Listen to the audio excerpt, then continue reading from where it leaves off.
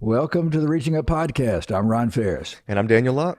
And today we are continuing with our conversation about what it's like to be just two normal guys. And today we're going to come to the interesting topics of shame and guilt, the dynamic duo. Mm-hmm.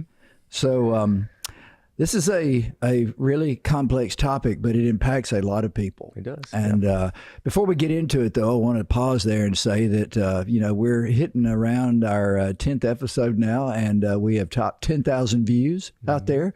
The folks on YouTube tell us that we are beaming out to folks in the United States, to Canada, to the United Kingdom, to South Africa, to the Netherlands, to Germany, Sweden and Denmark and Australia. And so, that's pretty cool. Mm-hmm. We want to say hello to all those folks, and we appreciate you listening in, and it means a lot to us. And we'd love to hear from you about things that you think might make this more useful and helpful to you. But today we're talking about guilt and shame. Mm-hmm. Have you ever experienced guilt or shame in your life? Absolutely. I love the segue that we just went through. We kind of talked about spirituality and a lot of church things, or church language. So I think this is a good segue into this, because I think this can surround and sometimes be what people think about when they think about the church. These two things kind of come up more often. So I think I'm glad we're going to dissect these a little bit and explain a little more. Well, I agree. Guilt and shame are certainly things that I've had a lot of experience with, and the honest truth is everybody deals with guilt and shame. And let's talk about what they are, what they're not, and how they differ from one another. Because let's start with the fact that guilt and shame are not the same thing, mm-hmm. right? So a couple of ways I've heard it put, and I really like this. A guy named Ken Wells said this: guilt says, I made a mistake. And shame says, I am a mistake. Mm-hmm. Another person said that they see guilt as an emotion, which, we like emotions, Guilt is an emotion you experience when you feel bad about a specific thing or event, something you did or did not do. Whereas shame is an overarching feeling that you are inadequate, or that you are somehow bad or a wrong person on the whole. Yeah. So the sense that I get out of that is exactly what I've experienced in my own life. When I would say that from my perspective, guilt is actually a built-in response that we have when we make a mistake, when we do something wrong, when we fall short of the mark. Mm-hmm. It's not unusual to feel guilty about that. I made a mistake, and that's part of the consequence of making mistakes. That's one of the motivators to not make mistakes, is that you don't want to feel guilty, because that feeling of guilt is just like, like something sticky. It's like getting gum on you. It's hard to get off. You just got to let time wear it away. There are some things, and we're going to talk about that, some things we can do to sort of deal with or cope with guilt in a healthy way. Mm-hmm. But it is something that once you acquire it, you can't just shake it off because you want to, right? Yeah.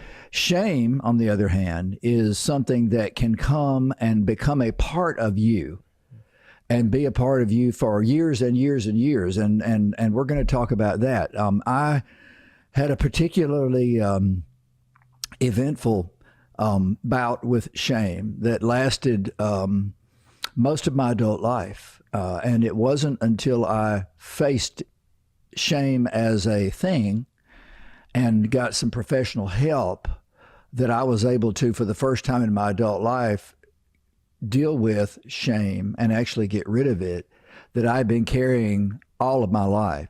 The thing that, and I guess we'll just jump right over guilt to shame first. So shame, let me explain what I'm talking about.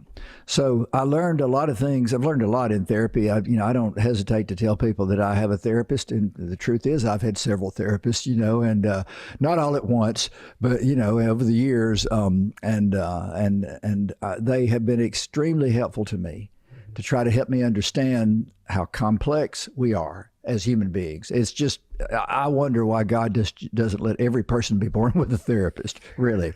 I mean, honestly. But I wouldn't be sitting here right now if I hadn't had a lot of professional help like that. And, it's not that I'm crazy or anything, but I have just made the same mistake a lot of people make. with not understanding. A lot of men make with that about not understanding my emotions. Yeah. So I hear you talking around a little bit. I want to ask you, you said you feel like it's been there present for 20, 30, 40 years, whatever it is. When did you become aware that shame was something that was powerful in your life, was having a influence on your decision making? Well, that I was sort of winding up for that. So it was sitting in a therapist office that I heard for the first time that the overwhelming feelings that I had of inadequacy and feelings of not liking myself, of not feeling like I was the man that I thought I should be, that I was just insufficient, that I was less than, and I would say that at times in my life that bordered on almost self-hatred. You know, I did not like myself. I could not look in the mirror because I knew that the man that I would see was someone that I did not like. That's shame. You know, was rooted in experiences that I had had decades before. And the thing that I learned that I think is relevant to our conversation and to anybody else that's dealing with shame is that, as it turns out, shame is an emotion or a feeling that does not process itself. It has to be processed. And the amazing thing about it is that it accumulates over time. So I had experienced things as a little boy, that created a sense of shame. And then I did not cope with those things or process that shame. And so by the time I showed up in the therapist office, 40 years later, I was still experiencing that same shame, and it had compounded with all the shame that I had accumulated or experienced and not processed over the course of all those years. And it had made me extremely sick. And I went through the process, and it lasted about 5 years of working through basically my entire life in a clinical way. And we processed all that shame. Now, in my case, my therapist used a process called cognitive behavioral therapy, and EMDR, two things we've talked about before, but those are clinical processes that qualified therapists use. You have to be qualified to use cognitive behavioral therapy, or CBT as it's called in shorthand, and EMDR, which is one form of treatment to help people deal with traumatic events in the course of their life. Mm-hmm. Those two things together enabled me to process my shame, and today I'm free of it. Today I'm totally free of it. And I will tell you, and I tell people all the time, I'm a different person. Mm-hmm. I mean, I did not realize how sick shame had made me. Have you had any experiences that even sound like that? I mean, or am I the only one? Definitely not the only one. I think a good understanding of what guilt and shame is what helped me kind of understand it more. And like the quotes you said were perfect. And the similar one that I said is like, shame is more of a focus on self, saying I am bad, and guilt is a focus on the behavior. Mm-hmm. Like, hey, I did something that was bad. So guilt can be a good thing. Is a gift, I guess. It's a good thing. It says it helps us be responsible for ourselves and not just go around being whoever we want to be without any consequence. Mm-hmm. But shame, I think shame is more that controlling piece. Mm-hmm. And I don't know, it can be, it's what's underneath in a lot of ways. Like I would say shame's kind of along those same lines of fear. It can have a fear component to it. Mm-hmm. So yeah, absolutely having the feeling of inadequacy, or feeling that you're not enough, or feeling that you have to do a bunch of stuff to be enough. Mm-hmm. Feeling like it's a rat race, feeling like you have to do all these things to be acceptable. For someone to be able to love you, or for someone to be able to care about you, you have to be better than you are. You're saying that's shame. Mm-hmm. That comes from shame. Yeah. So here's an interesting example of how shame operates. It's a fact, and again, shame and guilt have both been unpacked by a lot of people a lot smarter than we are, and to be honest, I've been reading a lot of what they write because I wanted to understand shame in my own life, because to me the first step in trying to overcome or deal with something that's taking me down is to understand it. So there's nothing wrong with understanding things. And we're sharing a lot today about things I'm sure that we've learned from other people. But I've seen this in myself. People with shame, And shame is a clinical and can be a chronic process, which in the medical world means that it comes, it stays, and it becomes a part of your entire personality and physicality. And it influences everything you do. A great example of that are bullies. Now, we've all encountered bullies. I mean, they've been around forever. Bullies tend to be people, for example, who are individuals who are actually experiencing shame, and they are putting other people down because that is the only way they know to cope with their own feelings of insufficiency. Say that again for the people in the back. So bullies are individuals who often put other people down with the flawed belief that doing so will help them feel better about themselves. But what they're actually not dealing with is their own shame. People with shame tend to want to hide behind a facade. Now, I'm going to tell you, in my life, I've known thousands and thousands and thousands of men and women, and I can tell you that I have met probably more than half those people. I'd say way more than half those people are living behind a facade. Today, you hear that constantly referenced in the world of Facebook and social media. People on Facebook just want to look good. They want to put up a certain kind of facade. And I would agree with that. I think a lot of times if you could get behind that person, because what you're not seeing are their struggles typically, there's some, but most of the time you're seeing just something that looks so great and just the unattainable standard, and they just look so happy, yada, yada, yada. Well, what's happening is they are in a lot of cases projecting a facade of a perfect, happy person, when in fact, that is exactly the opposite of what lies behind the camera. And one thing I love about our willingness to do this podcast is that we agreed on the front end that we're not going to do that. And I would say now that we're, this many episodes in, we're not doing that. We're being very open. I'm very, very open. And I'll tell you this, we've got some interesting conversations coming up about things like, hypocrisy and pornography and things like that, addiction, as we go through those conversations, we're going to, be open and honest about, what those things really look like in the world we live in. You can't talk about these things and make any progress without being honest and open about it. And that means being open and honest with ourselves as well. So, of course, the first step in dealing with something like shame or guilt is just like any other problem we may face, and that is to first understand it and then acknowledge, be honest with ourselves about where we are in it, because shame enables us to experience the shame and avoid the real problem, the underlying problem. And people, I prove this, you can do this for decades.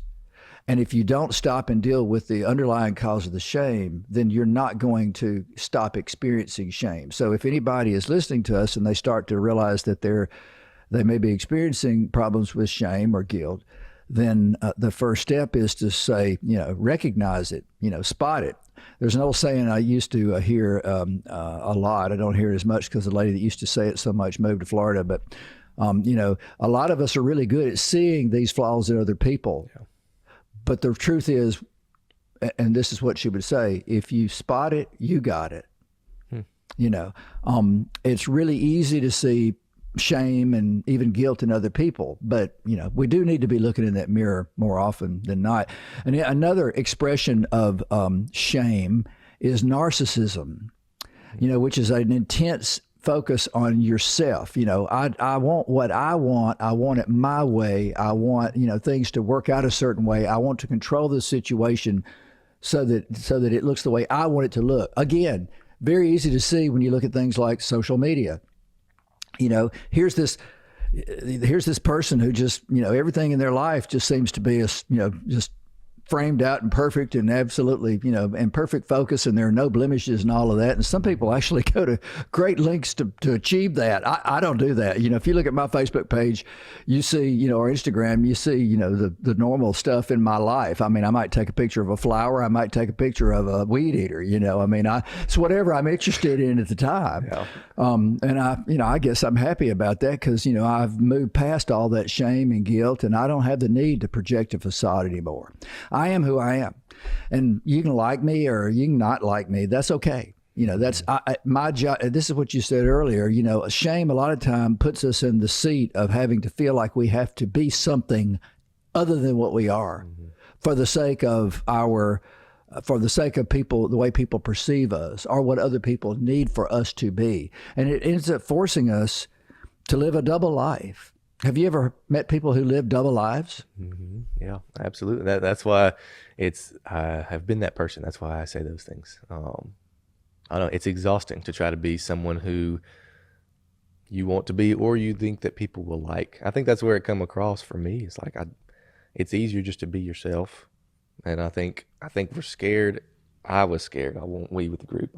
I was scared, I guess, that the thoughts of inadequacy, or the thoughts that I'm not good enough, or the thoughts that people won't like me unless I do this certain thing. And that can look so many different ways. I know I'm being general, but that can look so many different ways for people. And sometimes it takes someone else to say, hey, I see this in you. And sometimes, because I'm not super self-reflective, I don't know that many men are, but I don't know, just the having more of a comfort. And as I've gotten to know people who have accepted me for me, who have heard everything about me, mistakes and successes, and have still chosen to, yeah, that's okay, we're still gonna be a friend. It's people like me, right? Right, exactly. Yeah. Yes, people like you. So this actually works. We're not making this up. It does, and it sounds. I don't know.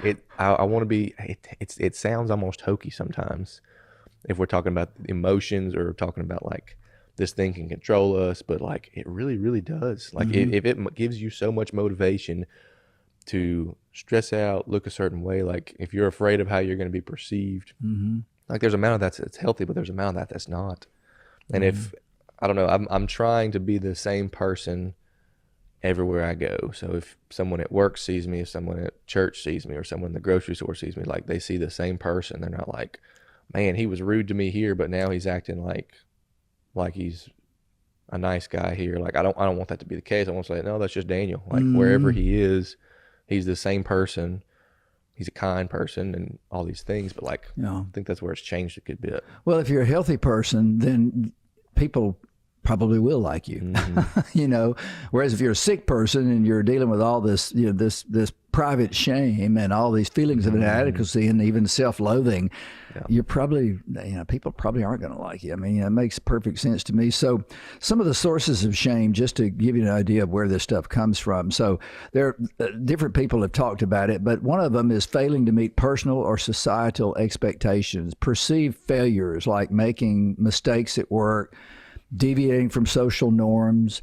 That can, of course, get you into all manner of, sexual misbehavior, financial cheating, just taking advantage of other people. All of those things are naturally going to induce shame because they're just wrong, and there is a price to pay when we don't do the right thing.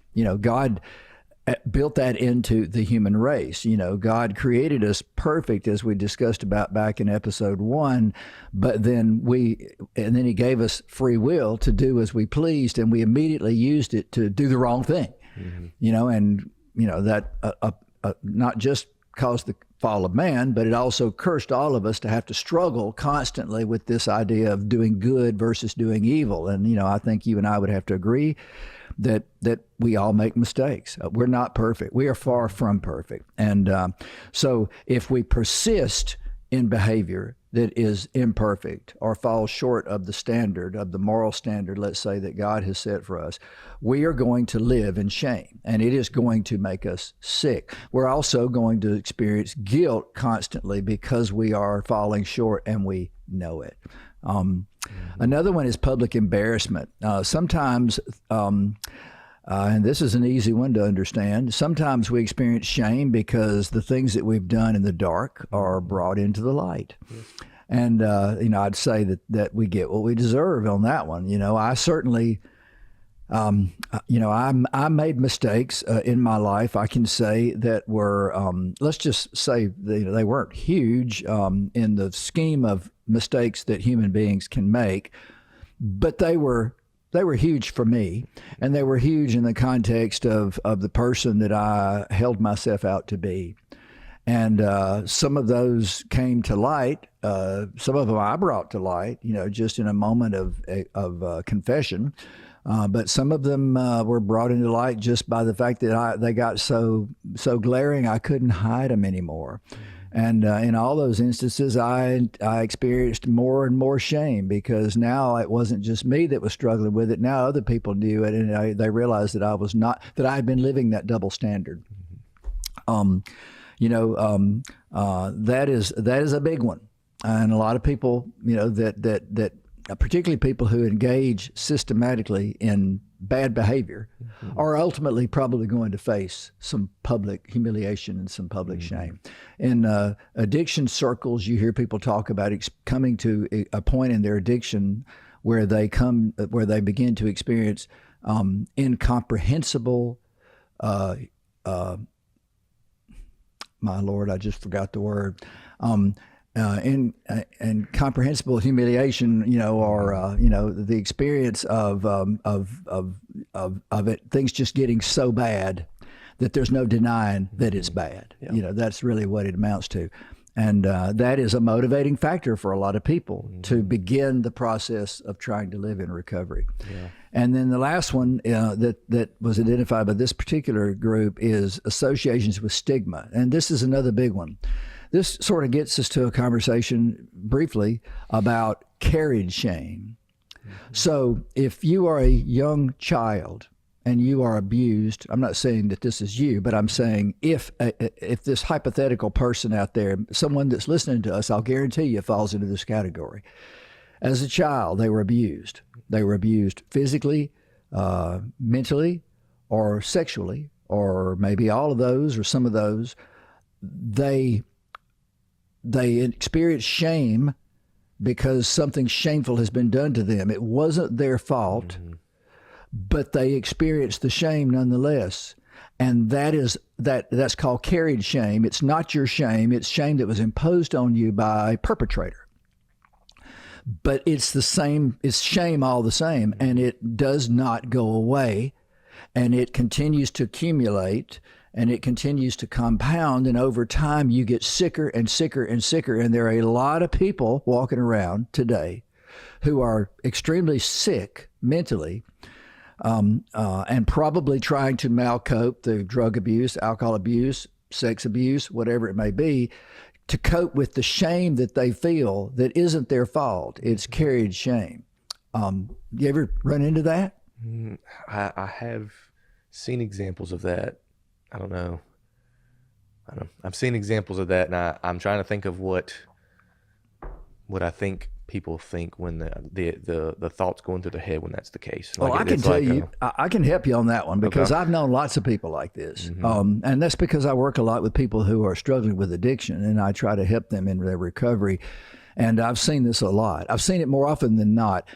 For instance, among people who profess to be alcoholics or drug addicts, you meet a lot of people who experienced some form of emotional and a lot of times sexual trauma as children.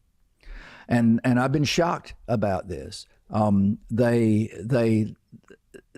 It happened when they were young and innocent, and it changed them for seemingly forever. As it turns out, it's not forever, but it feels that way, and they are never able to overcome what happened to them. And this happens. I've met one or two people who had experienced rape as a child or as a young adult, and that is the mark. The mark that it leaves is this carried shame. And of course it can be a lot of things, but that's certainly one of them. And in that process of healing, they have to go back and reframe that experience as what it was. It wasn't their fault. They didn't do anything that they should be ashamed of.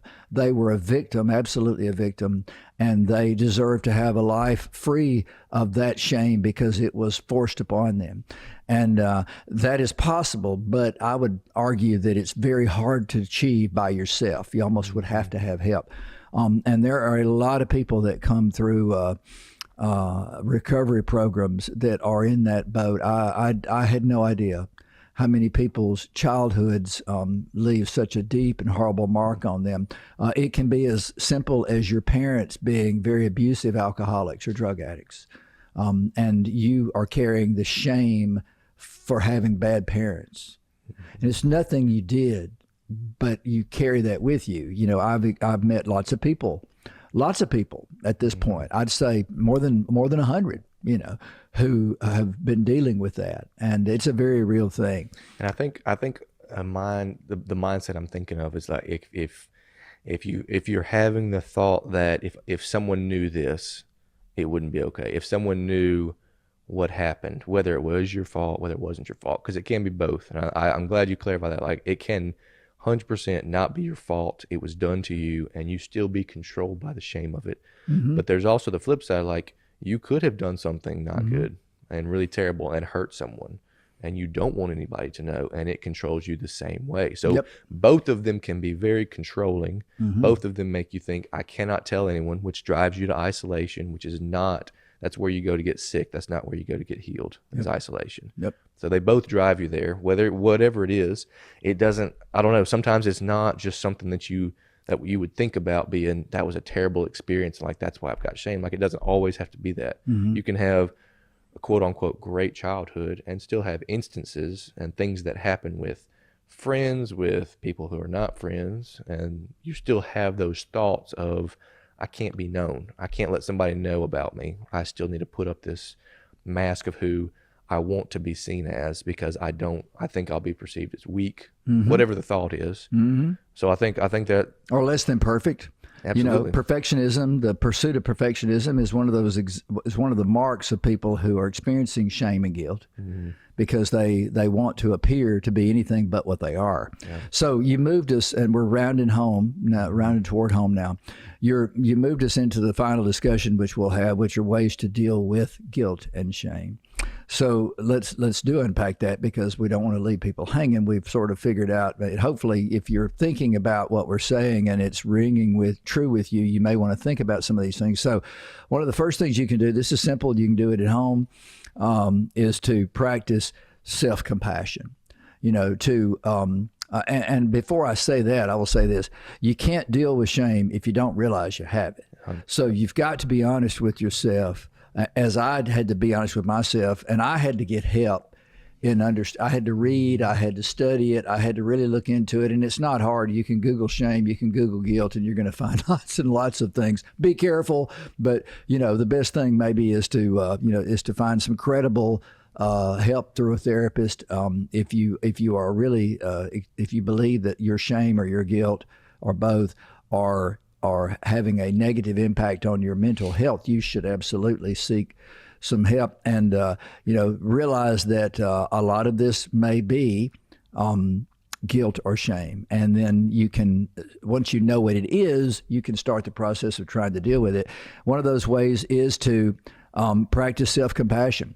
You know, for me, that meant stop requiring that I had to do everything right. I just had to accept the fact that we're going to make mistakes. I'm going to make mistakes. You know, imperfections are part of being a human being.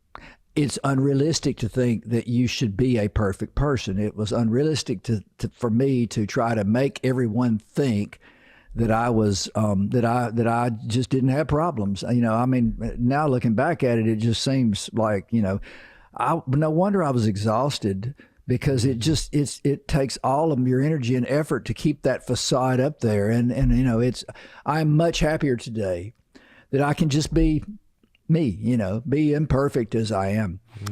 You know, and I will say that there are a handful of people who actually love me the way that I am, you know, and I think you're one of them. I hope so. You know, we spend a lot of time together, and then, you know, there are other people, and I will say that my children, I believe, love me more, because I have just let all my guards down, and they know me as I am, and I'm a much more believable person now. And quite honestly, a lot of what I do nowadays is helping people deal with inadequacies and imperfection, and that's real. A lot of us live our lives trying to deal with that. It's just the reality of it. Another one is to seek forgiveness. Now, let's make a distinction. Seeking forgiveness is not making amends. Making amends is the third way to deal with guilt and shame. But seeking forgiveness, the Bible very clearly teaches that we should seek forgiveness and that we should give forgiveness. I would argue that forgiveness is probably one of the highest forms of love. When Christ was on the cross, the most amazing thing about that entire event to me is where he looked down on the people who had nailed him to the cross, and he prayed for them, and he said, "Father, forgive them, for they know not what they do."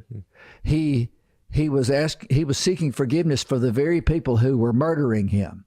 Now that's forgiveness at an extreme, but you and I, we are demanded by Scripture to forgive those who ask our forgiveness 70 times, 7 times, not 7 times if they ask, but 70 times 7. In other words, infinitely.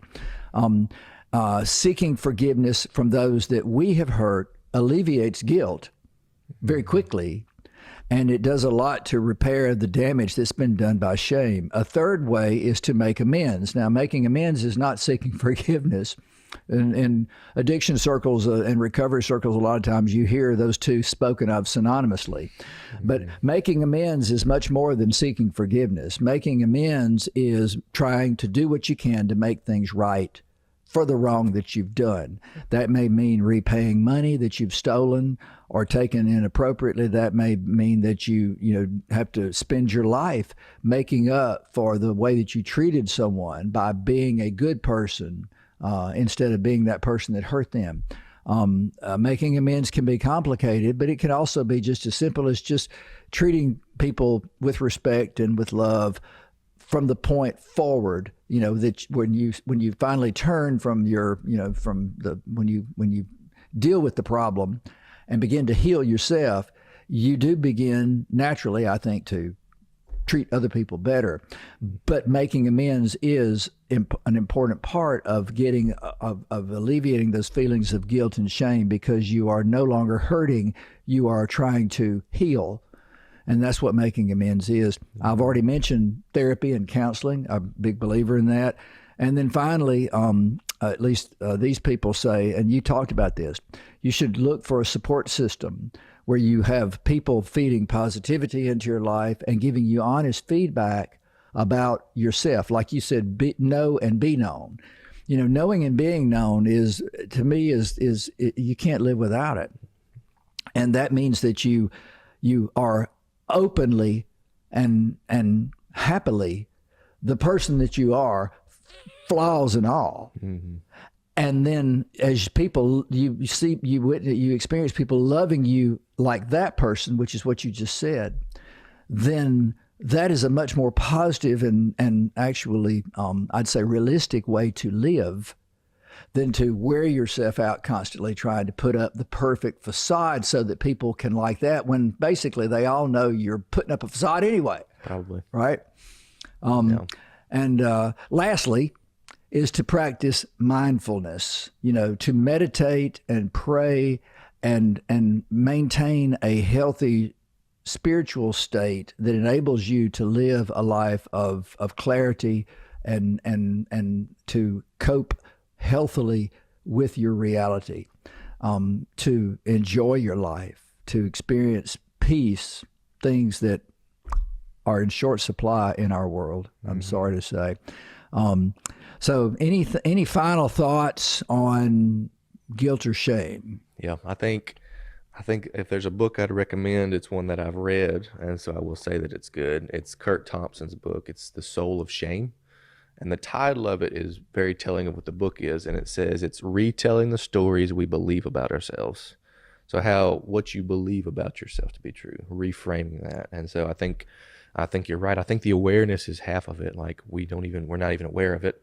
And so if you are just become aware of what it is, if you can be honest with someone enough to let them speak into your life, like if I just try to be strong and happy and all these things around you, it's going to make our relationship is not going to be what it would be today. But when I come to you, I'm like, hey, Ron, I struggle with this. Like, this is something that I deal with. This is something that I'm working on. Like, it's not a place of weakness to say, hey, I struggle in this way. And then I just sit down and just wait for you to beat me over the head and say, you should do better. You should do better. But if I tell you a story, or I tell you something that happened, and I tell you my perspective, and my perspective is full of things that I've processed, things that have happened to me. And so that's how I tell you the story. And then you hear it and you say, that doesn't sound like your fault at all. That sounds like this. And that's when you retell it. And so the same story that I just told you means something different now that I've told you. And so a lot of times counseling is very important, but also a good friendship that you're able to be honest with someone who's not going to beat you over the head with whatever it is that you're afraid they're going to beat you, that can just speak truth to you and life to you. Like, that can be just as helpful. And so I think avoiding the isolation, all those things you talked about, meditating on it, thinking about it specifically. That's what I think about when I hear meditation. Well, I'm going to tell you right now, you're that kind of friend, and I love you for it, because, I can count on you not to say what I want to hear, but what I need to hear. And sometimes it makes me feel good. Sometimes it makes me think, but it always makes me a better person. And that's what friends should do. So that's not bad for a quick, short, and sweet discussion of shame and guilt. Huge topics. Lots more information on it. Yeah, we'll talk in the episodes to come more and more and more about how guilt and shame plays into all of these other things. I'm sure when we talk about hypocrisy, this will come back up again. Yes. And that's a couple episodes away. But that's all the time we have this week. Yeah, I think that's a good way to pique someone's interest and make them aware that this could be something that is affecting them more than they think it is. Yeah. So go home and look in the mirror and see what you see. Be honest about it. So we want to thank you for listening to the Reaching Up podcast this week. If you're on YouTube, be sure and hit that like button for us. It makes us feel so good. Subscribe. That helps us a lot. Tap that bell button and you'll be sure to get our next episode. We've gone to 2 episodes a week now by popular demand, and we're happy to do that. It just means that we get to spend more and more time together in trying to make sure that we have 2 episodes a week. If you're listening on Spotify, be sure to follow us so that you never miss an episode. Check us out on Instagram and Facebook. And if you want to reach out to us and give us feedback, and we really would love to hear from anybody that does have feedback, or even if you'd like to be a guest on our podcast, or have some ideas about upcoming episodes that would be of interest to you, reach out to us either through the feedback or through contact@reachinguppodcast.com. That's contact@reachinguppodcast.com. And that's it for this episode. Thanks for listening.